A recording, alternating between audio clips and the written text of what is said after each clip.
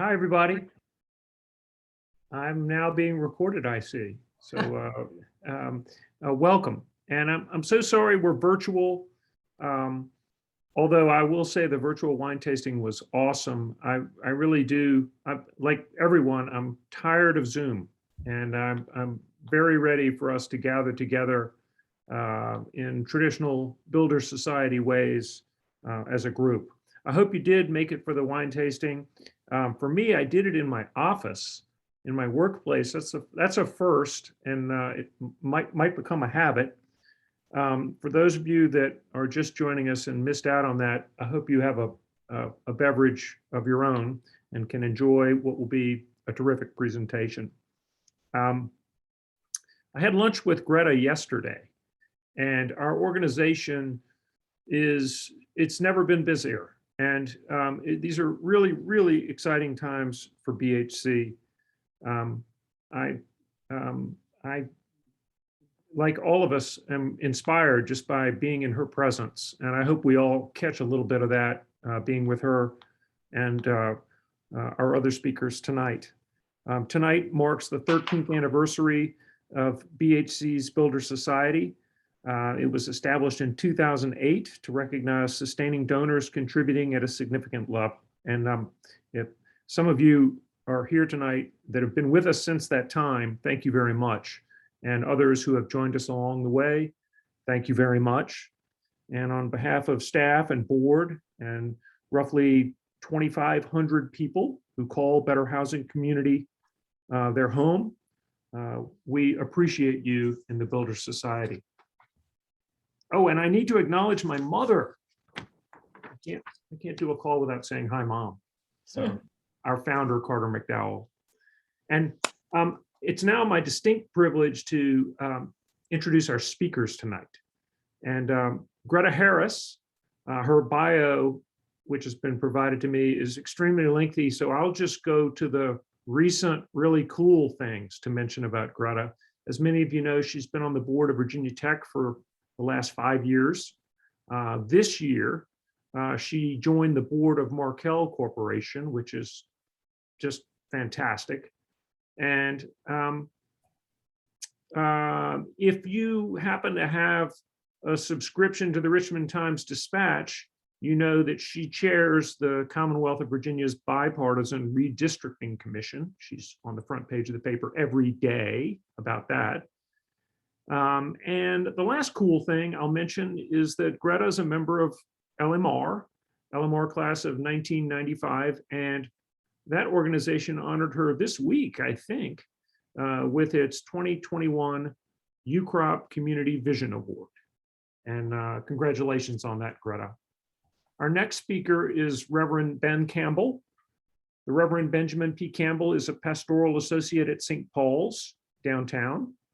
And besides being a minister and a civil rights activist, Ben, the author of the 2011 book, Richmond's Unhealed History. And Ben is also the founder and former director of Richmond Hill, a residential Christian community and spiritual retreat center.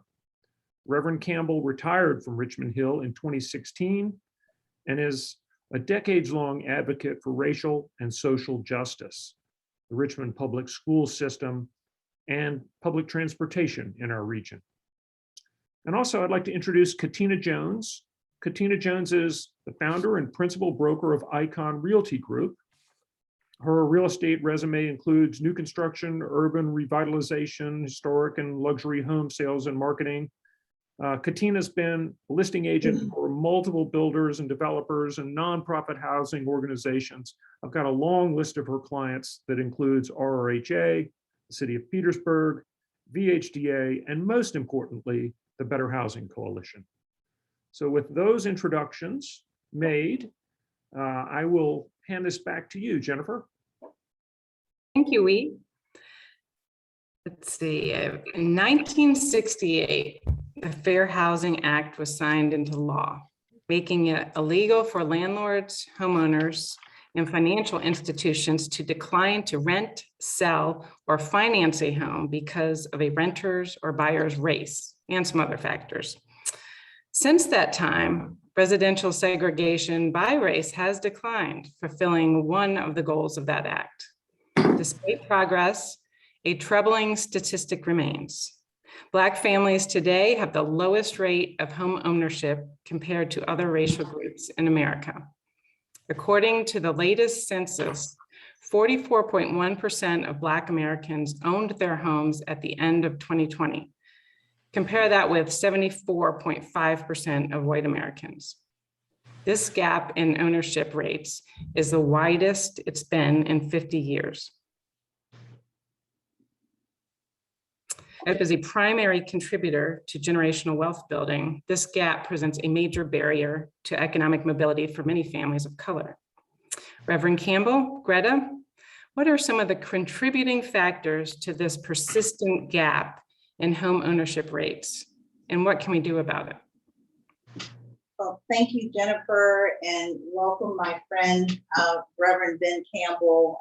It's great to be in the same space with you. Great to be with you. Yeah. Carter. Hey, Carter. Just shout out. Thank you. So you've been toiling in this work of social and racial justice for a long time, and you wrote a book about the rich and complex history here in Richmond. Why do we have this disparity among homeownership between Blacks and non-Blacks?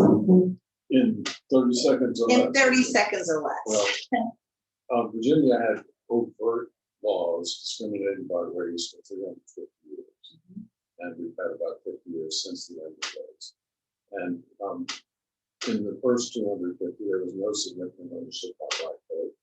And after that, racial segregation was really a decision about who had supervisory jobs. Black people couldn't supervise white people. That's the big economic failure in racial segregation. You put that together with the housing policy, which pursued by the federal government as late as 1980, preferred ownership for whites and rental for Blacks. And you end up with a situation where basically Black folks have about 1/10 as much wealth in their household as white people do. And a lot of that's from the housing policies of the last 50 and 60 years, which enabled white people to buy and subsidize that, but then actually prohibited Black people from buying in that situation. You know, since all of the events of 2020 unfolded, I've probably been on almost 30 panels to talk about race in America, race in Virginia, race in Richmond. And I think sometimes people are unaware of things like the GI Bill. And so when you have veterans coming home from World War II, I believe it was, and the GI Bill was crafted, white veterans had access to resources to go to college and to buy a home. But the same veterans who were fighting the same war, who happened to be Black, didn't have that same access. And that's where you really start to see a pull away with white homeownership growing exponentially and Black homeownership sort of staying the same. Well, that's the growth of the suburbs in the period following the Second World War. The feds actually provided low interest financing for subdivision building, and those subdivisions could only be sold to white people, which is pretty amazing. So you add that to the low interest loan given to a white veteran, and you get a double subsidy. You get a creation of a new, completely new, low tax resident area, and that's what happened following the Second World War. It was enormously effective. Rothstein's book, The Color of Law, is mandatory if you don't understand. Right. And just a couple of other things just to drive it home here in Richmond. We also have redlining that occurred where if you had neighborhoods that were made up of people of color, the banks and insurance companies would literally draw a red line around that neighborhood saying it was too high risk to invest in. So even if you wanted to fix up your home or start a business, you didn't have access to capital. And then in addition to that, you have highway locations like I-95 that goes right through downtown Richmond, where almost 2,000 mostly Black households lost their homes and businesses. And that highway, that is a great divide, it's a big scar in our community, could have been moved a quarter of a mile north in the Chaco Valley. There's a valley. Yeah. And would not have had to disrupt anyone's life. So I live in Genner Park, and my neighbor, when I moved there 27 years ago, was one of the first Blacks to move into that area. And on our deeds, it says, do not sell to coloreds. And so when he was the first one there, I guess back in the maybe mid 80s when he moved in, and he must have had some unbelievable challenges because he painted on the back, the full back of his house, a fair housing sign. You know, the little house with the equal sign, and said, Black people live here. That was painted on the back of his house. So anyhow, it's the challenges were real around trying to explain why there's this big gap. And in America, most wealth is gained for most American households through the appreciation of your home value. But it's not all gloom and doom. Okay, one more. Okay, because Carter's. Yeah. And Carter did a study Mm-hmm. in about 1979. I worked with her on redlining in Richmond. Yeah. And we found that minority neighborhoods had about 1/8 of the chance of getting a mortgage of white neighborhoods, and it was pretty amazing. And we presented this, of course, to the banks, and some things changed because of that. Mm-hmm. And I just wanted to shout out that. Oh, well, I love working with her on that. We love still working with her now. That's how we got our start. Yeah.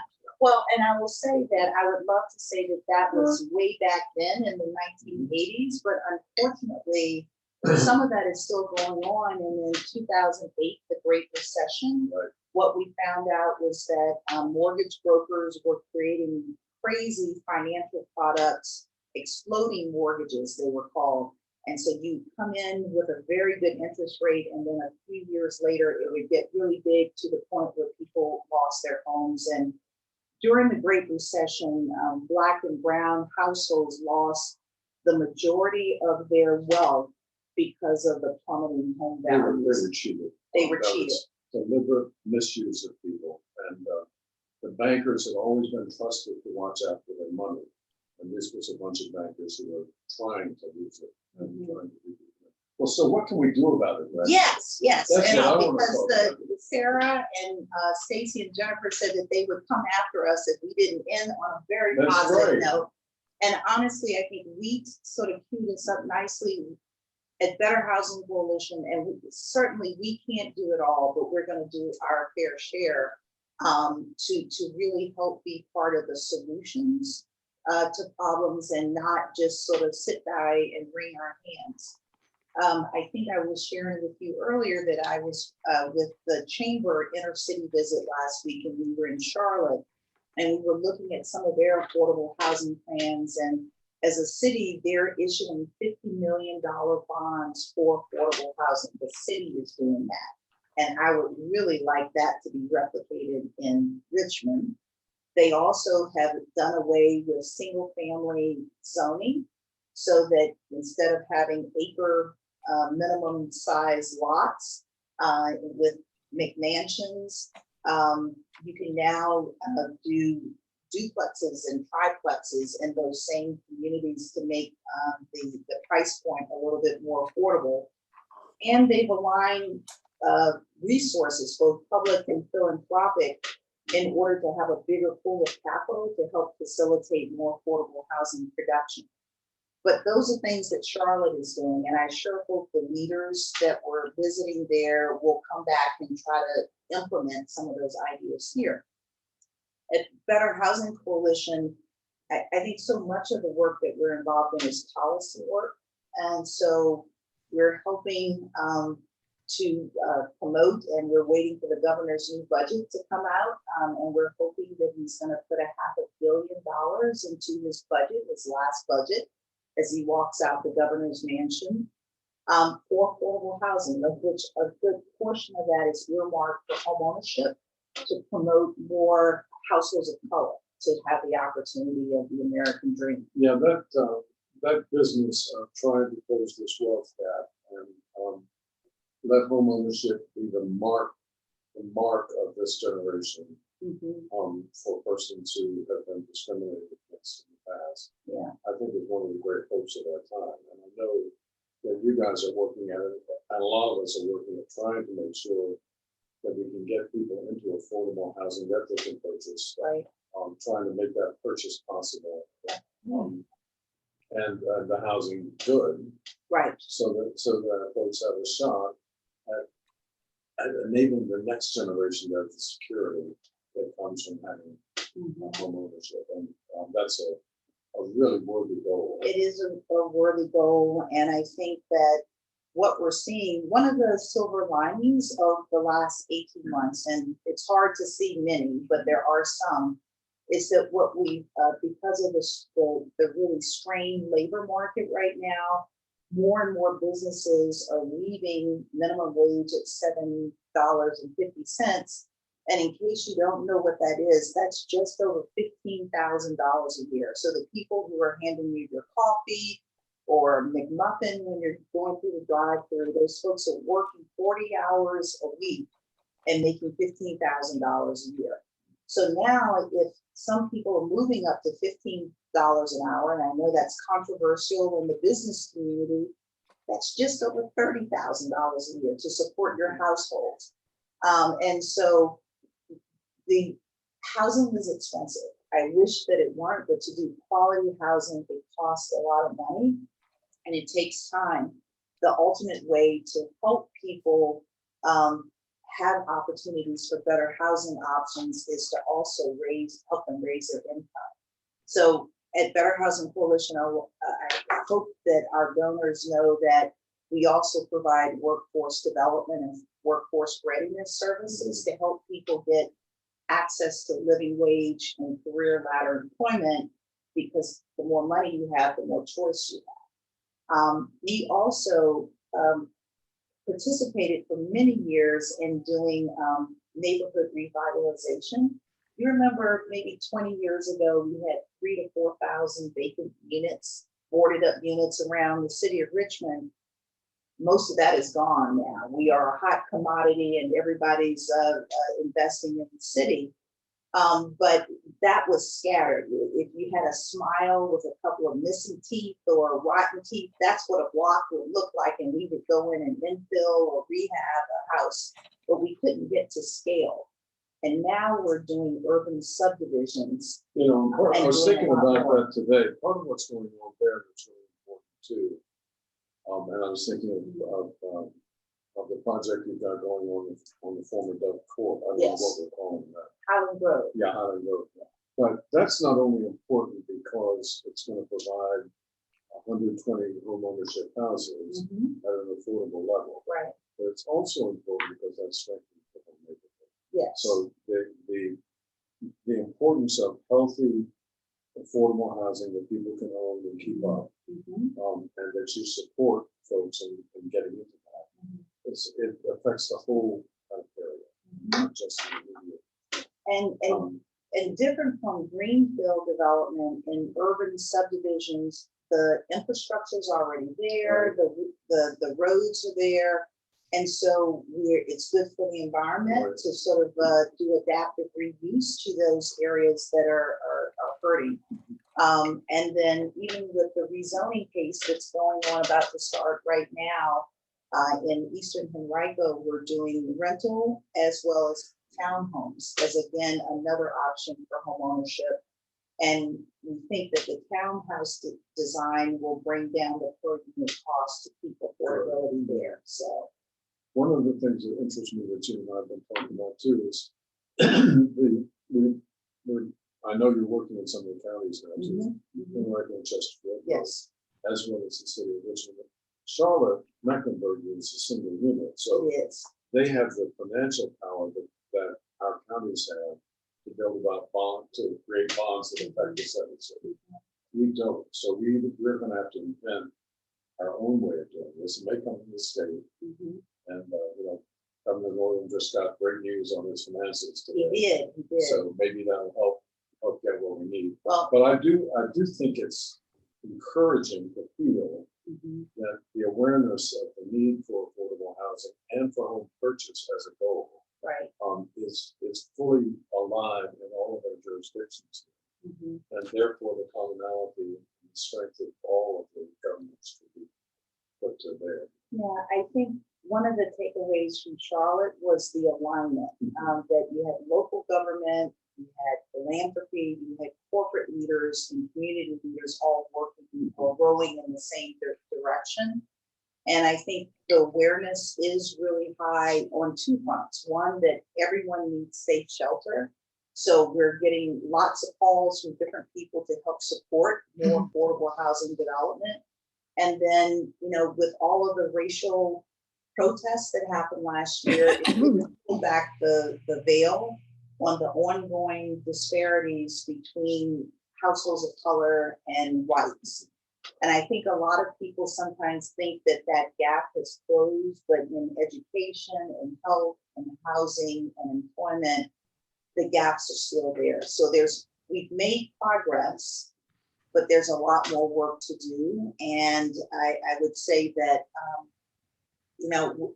sometimes it feels like it's an impossible goal to reach, but I look back over the 30 years I've been doing this work, and we have made tangible progress to be able to help folks. And I'll tell you that there's nothing more rewarding than handing over the keys to a family that never thought that they could own a home. And it's the high that just keeps you coming back for more, because the work is so hard. I think we have to understand what an enormous jump that is. That is, you really get when you're living in the enforced poverty that segregation and before that slavery were.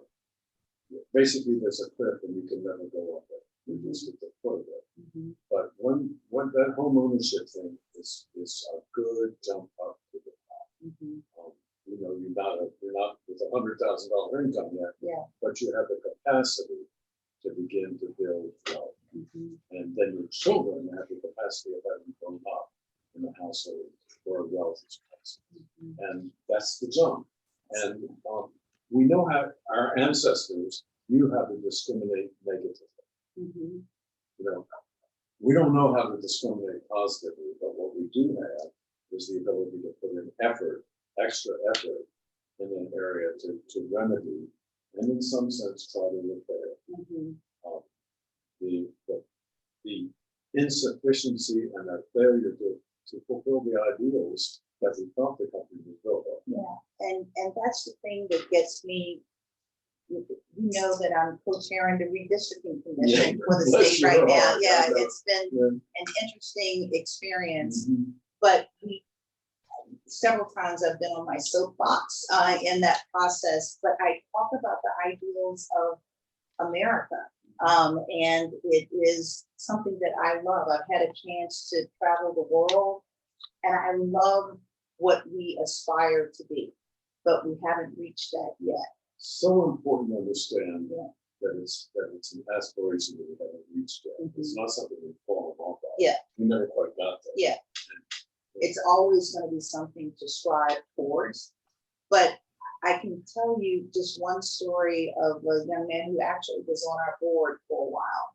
And he saw his brother in Southside killed, gang-related activity, and he got literally and literally and figuratively saved by a pastor Mhm. who helped get this young man on a better path. And through that, he worked with him through ups and downs. He got a chance to go to college. He got a great job, and then he wanted to buy a home, but no one in his household or his family had ever purchased a home, and he didn't think that it was possible. But he ended up buying one of our houses that we did in Blackwell, that subdivision that we did on the old Blackwell public housing.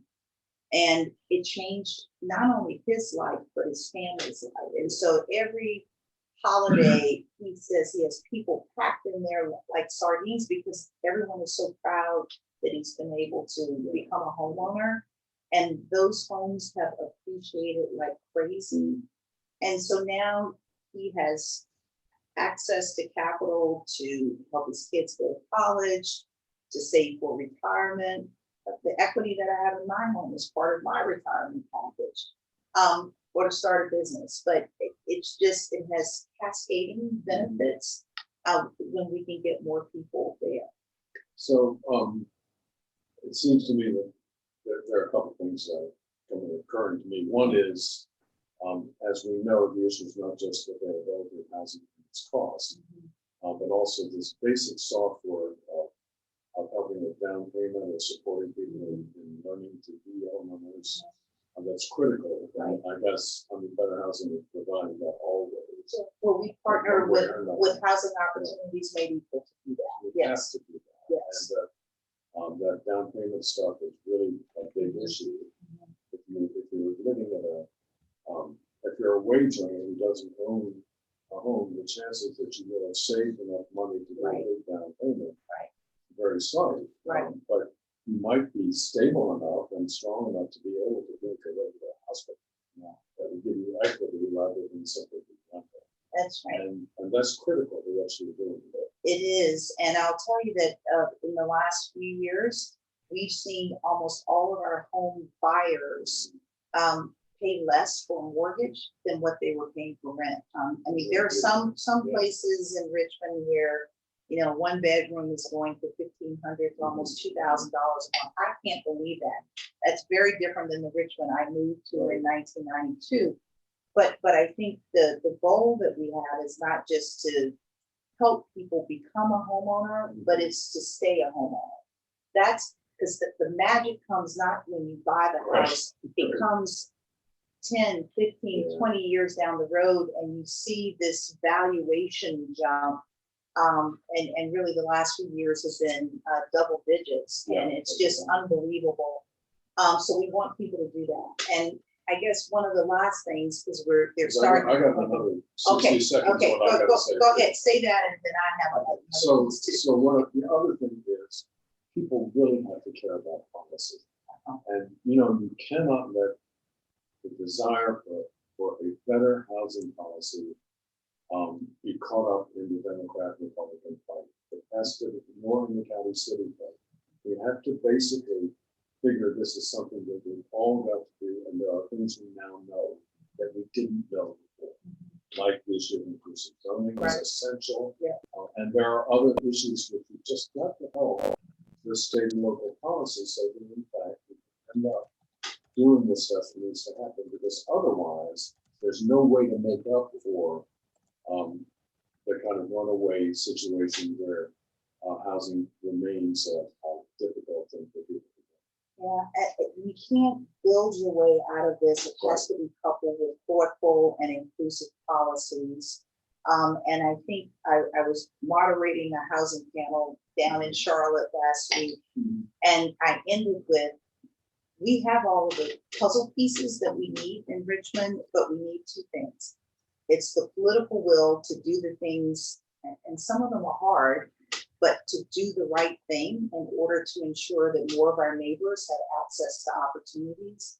And the second thing is to have heart will.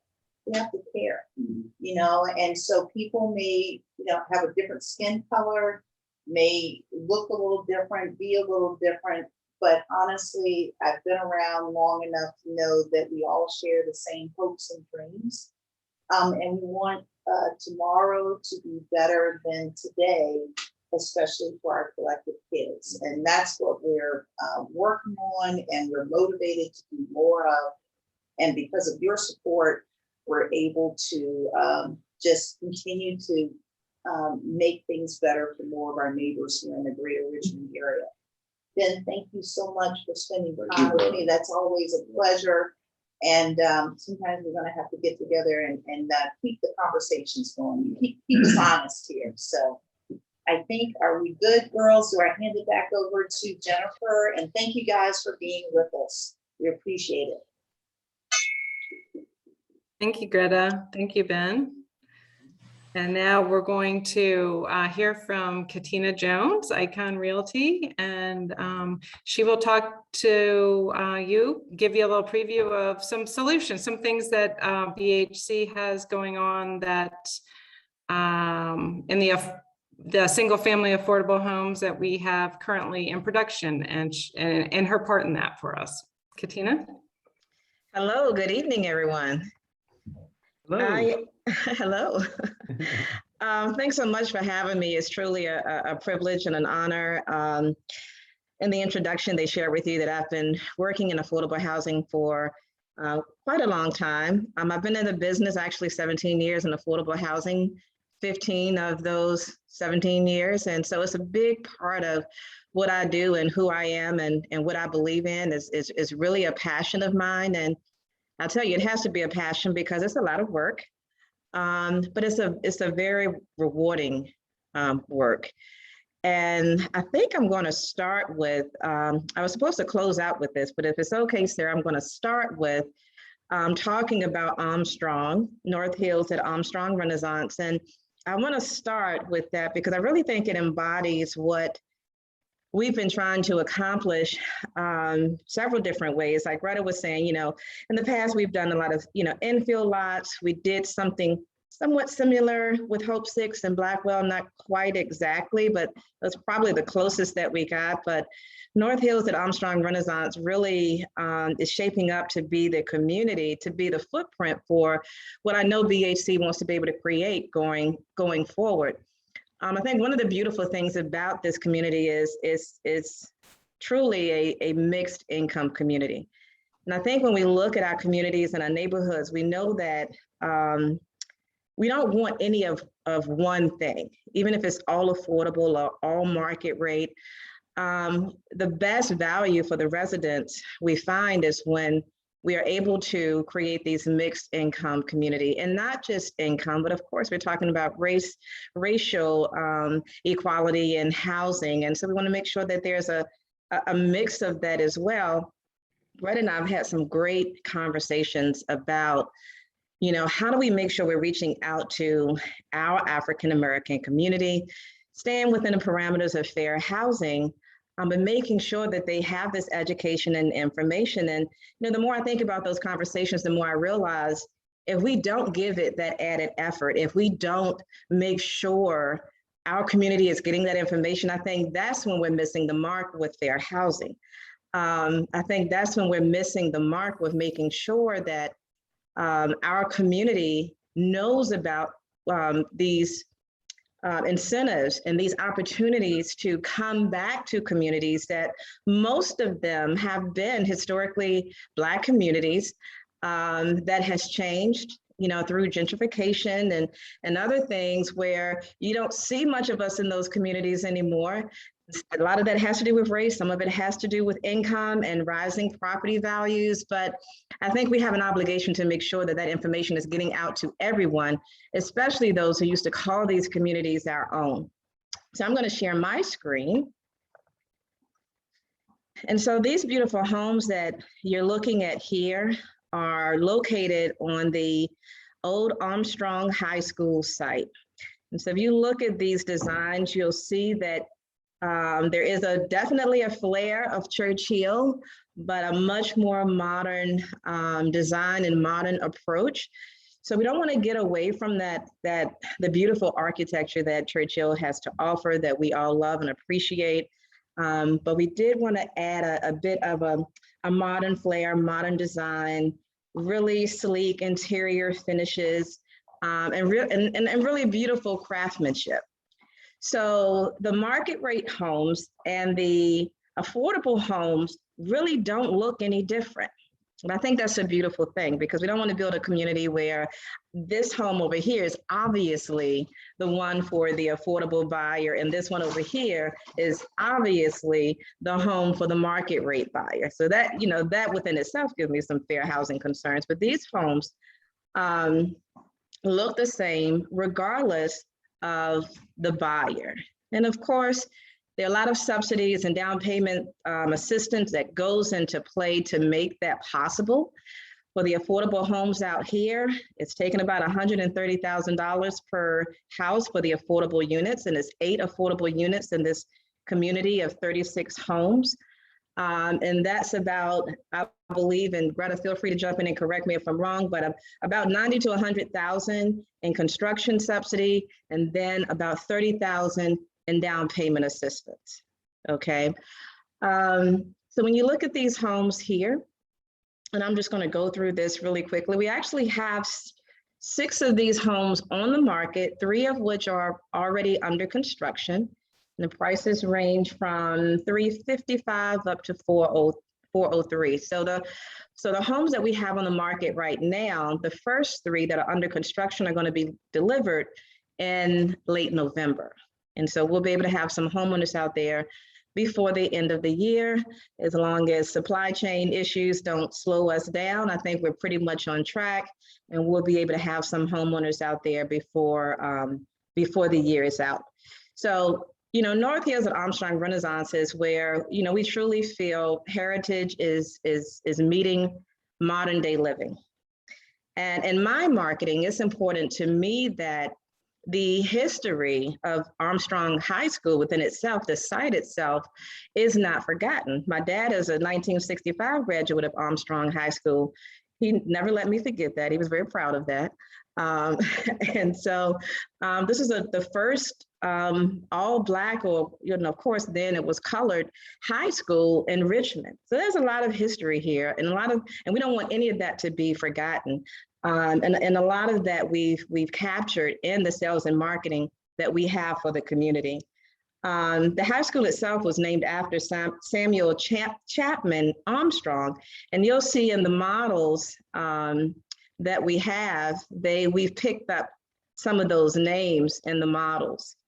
We have the Hampton here because he actually was the founder of Hampton Institute, which we now know as Hampton University. So the affordable units that we're building right now, the Kennedy models right here, these are 4-bedroom, 3.5 bath homes. Beautiful. You can see some of the models come with outside exterior balconies. They're all 3 levels. Everyone has a private yard and driveway. So just really aesthetically beautiful. So very proud of that. They also wanted me to talk to you about some differences that I'm seeing in trends that I've seen maybe over the past 15 years, and how we're really reaching out to the African-American community to make sure that this message is getting there. When I think about affordable housing, I think about it really takes a team of people, a group of people, those that have the vision, those that support the vision, and those that need the vision. Okay. Better Housing Coalition, fortunately, has the vision. Our team, we support the vision, and we go out and find people who need the vision. I think one of the trends that I've seen over the past 15 years is exactly what we've been talking about. For as much as we've tried to reach out to the communities, make sure that this is something that everyone, and truly everyone that qualifies, can take advantage of, we've seen over the past 15 years that in large amounts, it's young white professionals that are benefiting mostly from these programs. Very small percentage have been African-American or Hispanic communities. It just hasn't turned out that way. And so, you know, we have to try to figure out, you know, why is that? And we've talked about some of those things this evening, but there's also something else to consider. So some feedback that we often get is when we're speaking to people who lived in Blackwell, or they grew up in Blackwell, or even in Church Hill, they've seen those communities turn. And so if you think about Blackwell, when the public housing was there, Blackwell didn't start with public housing. It was a very, nice African-American community, but the housing changed things for that community. And there were some people who said it didn't matter what was being offered. Number one, they couldn't see it ever being a better place. They just couldn't envision that because they had seen so much otherwise. And they were simply just, we're going to go out to the county. We can't envision this getting any better, and we're not willing to take our chances and buy a home here. Although, Katina, you say it's going to be great and it's going to be a great investment opportunity, and I'll be able to build generational wealth. Come on now, this is Blackwell. We saw some of that in Churchill. We saw some of that in Fulton. But I'm very excited and I'm very encouraged with the Armstrong community, because this is really the first time where I can see the young Black professional leading the way to purchasing these homes. Now, what would the difference be? I think the difference is the cycle of revitalization of these communities. Now you don't have to envision it. You can see it. You can see that it's happening, it's underway, and we have we've created enough home ownership for people to see that these programs really do work. They really do exist, and they really do work. And these communities really, have been or are being revitalized. And it's not the communities that they may have left, in the past. I think education has a lot to do with it. The young professionals that we see coming to Armstrong, most of them are college educated. They have a college degree. And they are these really weird millennial people that I don't completely understand. So I have my millennial daughter who joins me on sales now, but they're risk takers and they love urban living. And they're willing to give this thing a shot. And I think they understand money better and this concept of creating generational wealth. And so I am definitely encouraged. We have a lot more work to do, but I like how this community is shaping up, and is very different from what we've seen in the past.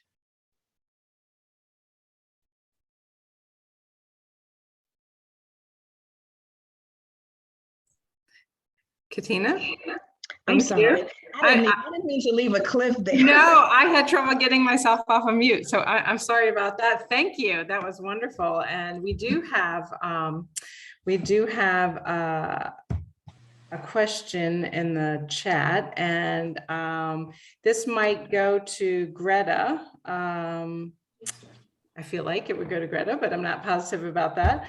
How does BHC produce homes in light of the rising costs of construction materials? We're struggling right now. If truth be told, land costs are going up. Katina talked about supply chain issues. Everybody heard about lumber earlier this summer, but it's across the board.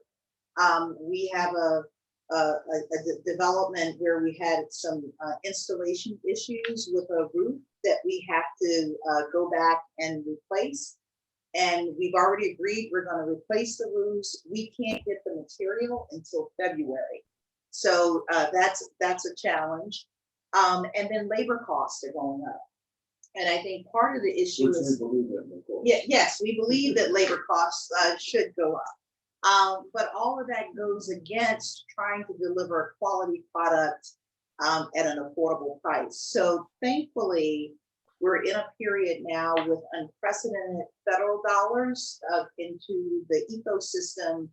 And so you heard Katina correctly, about $130,000 of instant equity for the homeowners who buy those affordable units in the Armstrong development, which is crazy. When I first started this work, $5,000 would do it, but that was 30 years ago. And so now it's just really, really expensive to really buy down the cost of the house, because the cost of an affordable housing unit is identical to the cost of a market rate unit. And we Mhm. just use the financing, yes, yeah, But that is the ability to transfer wealth yeah. and a healthy way, Mhm. that begins to create some equity where there has been. Mhm. And I mean, equity as a quality. not Yes, just equity yes, as a- yes, yes. And that's beautiful. In fact, it's nice to have equity in both things. Okay, that's Yeah. true. Money wise and just it's the right doggone thing to do. Yeah. Good. All right, we have another question. This is from TK Samanath. And this is for Ben, it sounds like. Interstate Highway 95 and 64, those two highways have created havocs in Black communities surrounding it since it was built decades ago. Ben, you are on VDOT board. Is there any opportunity to bring resources from the highway funds, state, federal, to transform 5 public housing communities along these interstate corridors? I have no clue. Good But TK, question. if you find it, you could find it. No, they drove a highway through every Black community in town or tore it down in the period from 1950 to 1970. And, white people were told that this was a way of improving the community. Not by removing people, but getting rid of bad housing. So we are really dealing with significant reparation and repair here that has to happen. And I don't know how we can finance it, but I know that TK Samanath found money that I didn't even know existed in order He's to a get miracle worker. this Better Housing Coalition going. And I'm really glad he's here tonight. Yeah, well, I just remember Mary Tyler, Carter's partner in crime, talking about going around with her tamarine and tin cup, and raising money at the beginning of the Better Housing Coalition. That's right. And some things have not changed. We're still doing it. We may just be getting a couple more zeros behind our donations these days, but And for those of you who don't believe in redemption, just understand that Tyler comes from John Tyler, whose name we have removed from a highway. But people do change and people do grow and generations do improve. And we've got a bunch of really creative people working to build a healthy society right now. yeah, and I just think about Richmond is my adopted home. I've only been here 30 years, so I'm still a newcomer, but the majority of our community is doing really well. It's just excelling, and the body of work that will propel Richmond to the next level is dealing with the consequences of those highways going through and destroying Black communities, and then the policy of concentrating people in public housing. That's the body of work that will transform us and make us an exemplar to the world and to this country that is still wrestling with the issue of race and fairness right now. Well, one of the things that I'm noticing in Armstrong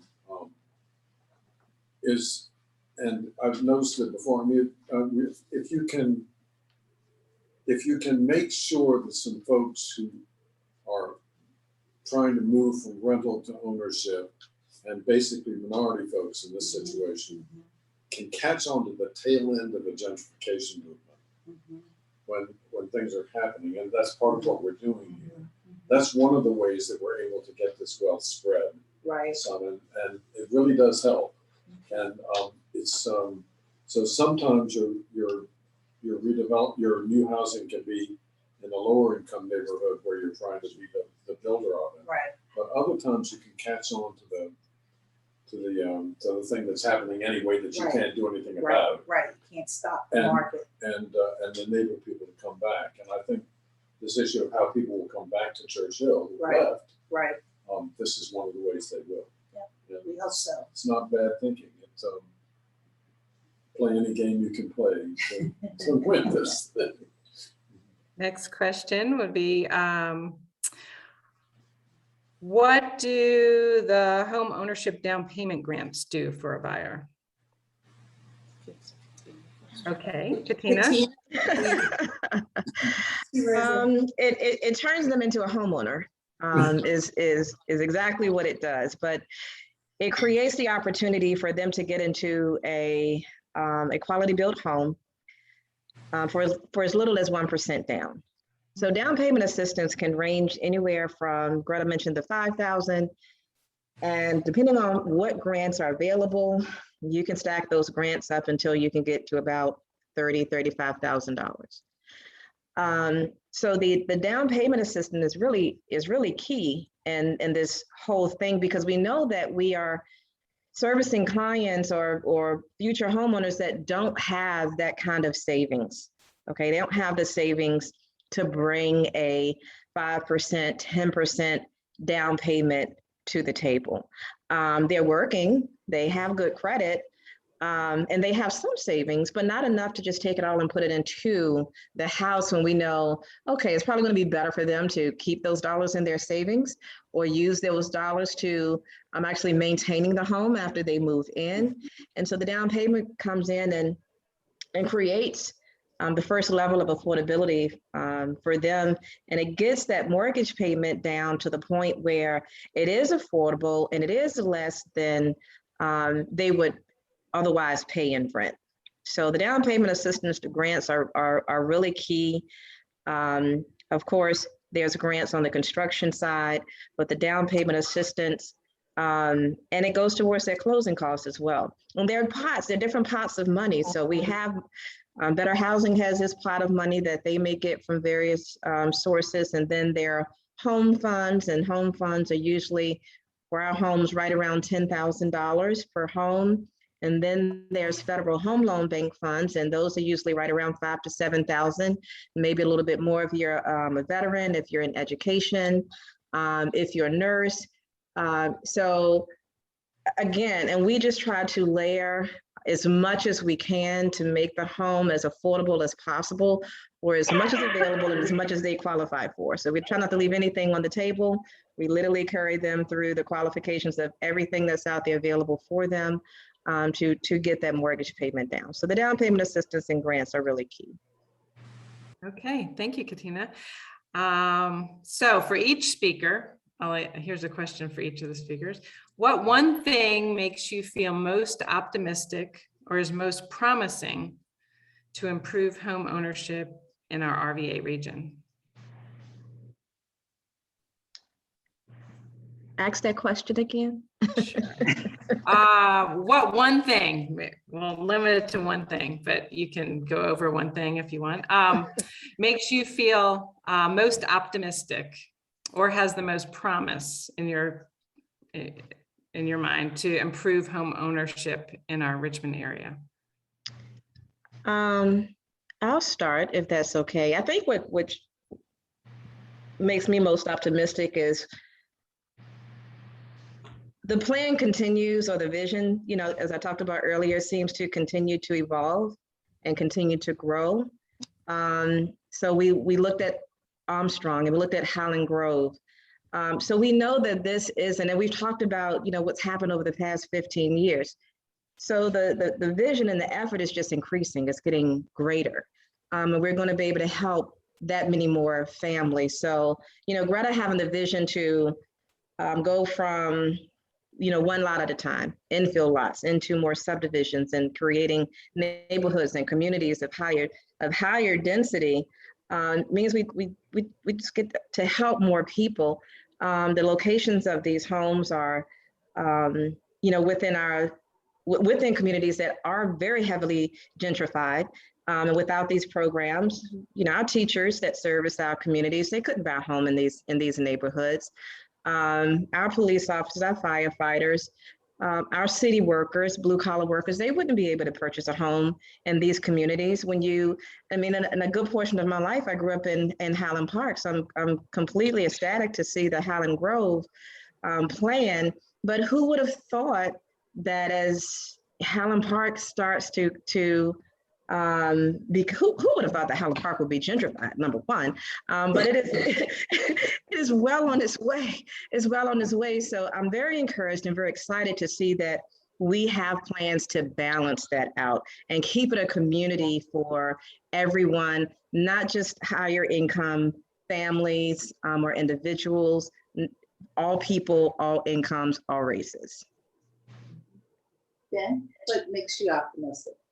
Well, I think honestly, what makes me most optimistic is a lot of issues and problems out there, but is the level of intentionality and consciousness in this issue of housing and wealth equity today. I mean, I feel like the cat's out of the bag, we're telling the truth about stuff, and that there's really a growing coalition of constructive people who are, and again, it's not straight, it doesn't deal with city, county, or Democrat folks who care about the health of their community and know that specific actions have to be taken to make that happen, but it won't happen by itself. And I think that that level of constructivity, and I love some of the dreaming and ideas you and I had beforehand that these folks won't get from us, but I know they'll get it from you. But I do feel like we're on a very definite track. The work in Richmond community, studying housing and the needs of housing by a number of our colleagues and friends, but excellent, and a willingness to address the stuff that we're talking about is before a significant number of people. And that has not been true before. It's a different time. And I'll close by just saying I'm optimistic just because of the people that we have in this community. I think all of us, despite our different lived experiences and our differences, we love this community. And I think we all know that we all benefit, or what's that word? We all do better when we all do better. And so I am hopeful that in the near term and long term, because this is generational work that needs to be done, that we'll work better together and really try to scale up our response to be commensurate with the need that's there. But the Better Housing Coalition, because of your support, is able to do miraculous things. And we have a great team of associates and board members and donors who make it possible for us to make miracles happen every day. And it's an honor. Yeah. Well, thank you all for being here. Thank you, Greta. Thank you, Reverend Campbell. And thank you, Katina. And thank you, Builder Society members. Just a reminder that this was recorded, and so we'll be sending out the recording probably sometime next week. Please share that with anyone you think would be interested. And look for your BHC annual report to arrive in your mailbox and also your email inbox in the near future. Big thanks to you for your continued philanthropic support of BHC. And join us for our next event, the annual Gingerbread House Challenge will be on Sunday, November 14th from noon to 5 p.m. at the Hardywood, Richmond. And we're still looking for teams. So if you want to enter a gingerbread house in that competition, please go to our website and enter. Thank you, everyone. Thank you. Bye-bye. Good night.